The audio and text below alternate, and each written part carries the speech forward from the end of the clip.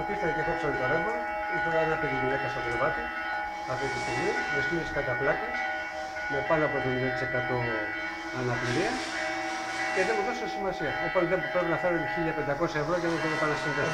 Ο διευθυντής του υποκαταστήματος σας είπε ότι δεν μπορεί να κάνει απολύτως τίποτα, μόνο με 1.500 ευρώ.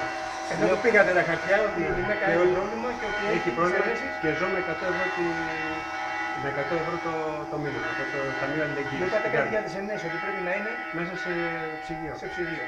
Και δεν ενδιαφέρθηκε. Όχι. Ωραία. Και προσπάθησα να επανασυνδέσω το ρεύμα, γιατί είναι θέμα ζωής και θανάτου. Δεν υπάρχει θέμα. Δεν θα ζήσει αν τα κάνουν τα χαλάσει. Το υποκατάστημα είναι του Καρέα της Ηλιούπολης. Όχι, εγώ πήγα στα κεντρικά κάτω. Στην Αριστείδη. Επομένως ο διευθυντής στην Αριστείδη.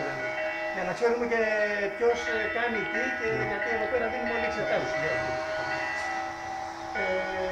Ωραία. Αυτό. Ωραία. Να είστε καλά. Σας ευχαριστούμε που δείχνετε θάρρος και μιλάτε και τα λέτε, γιατί πολλοί φοβόνται να το κάνουμε και αυτό ακόμα. Να τα κλείσουμε. Όταν δεν κρέμα τη ζωή σου, είσαι που είσαι σε αυτή την κατάσταση. Αυτή τη στιγμή το αγαθό είναι το νερό και το ρεύμα.